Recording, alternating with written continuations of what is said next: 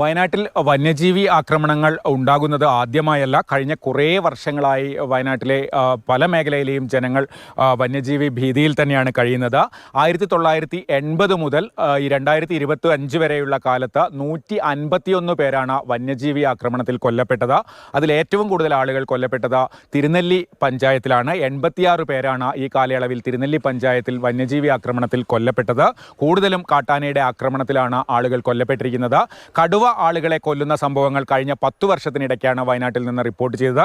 2015 ഫെബ്രുവരി 10-നായിരുന്നു ആദ്യത്തെ സംഭവം.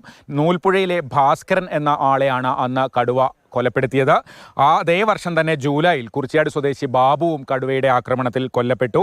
അതേ വർഷം നവംബറിൽ 2015 തന്നെ 3 പേരെയാണ് കടുവ കൊന്നത്. 2015 നവംബറിൽ തോൽപ്പെട്ടി സ്വദേശി ബസവനെയും കടുവ കൊന്നു. പിന്നീട് ഒരു 4 വർഷത്തോളം കടുവ മനുഷ്യന് നേരെ ഉള്ള ആക്രമണങ്ങൾ കാര്യമായി റിപ്പോർട്ട് ചെയ്യപ്പെട്ടില്ല. 2019 ഡിസംബറിൽ പാടിച്ചിറ സ്വദേശി ജഡയൻ എന്ന ആളെ കടുവ കൊന്നു.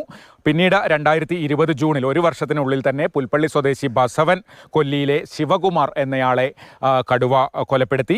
പിന്നീട് നമുക്ക് അറിയാവുന്ന സമീപകാലത്തെ 2 സംഭവങ്ങളാണ്. 2023 ജനുവരിയിലും 2023 ഡിസംബറിലും. 2023 ജനുവരിയിൽ പുതുശ്ശേരി സ്വദേശി തോമസിനെ കൃഷിയിടത്തിൽ വെച്ച കടുവ കൊലപ്പെടുത്തി. അന്ന് വലിയ പ്രതിഷേധങ്ങൾ ഉയർന്നിരുന്നു. പിന്നീട് ആ കടുവയെ കുപ്പാടിത്തറ എന്ന സ്ഥലത്ത് വെച്ച് വനംവകുപ്പ് മയക്കുവെടി വെച്ച പിടികൂടുകയായിരുന്നു.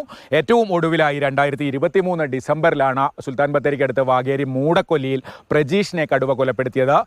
പശുവിന് പുല്ല് വെട്ടാനായി കൃഷിയിടത്തിൽ ഇരുന്ന പുല്ല് വെട്ടുമ്പോഴാണ് പിന്നിൽ നിന്ന് വന്ന കടുവ പ്രജീഷിനെ കൊലപ്പെടുത്തുകയും ശരീരം പാതി ഭക്ഷിക്കുകയും ചെയ്തത്. അതാണ് ഇപ്പോഴത്തെ സംഭവത്തിന് മുൻപ് അവസാനമായി ഉണ്ടായ സംഭവം, കടുവ മനുഷ്യനെ കൊലപ്പെടുത്തിയ സംഭവം. അതിന് ശേഷം ഇപ്പോൾ ഇന്നലത്തെ സംഭവം, ഇന്നലെ ഈ പഞ്ചാരക്കൊല്ലിയിൽ വെച്ച രാധ എന്ന സ്ത്രീയെ കടുവ കൊലപ്പെടുത്തുന്ന സംഭവം ഉണ്ടായത്.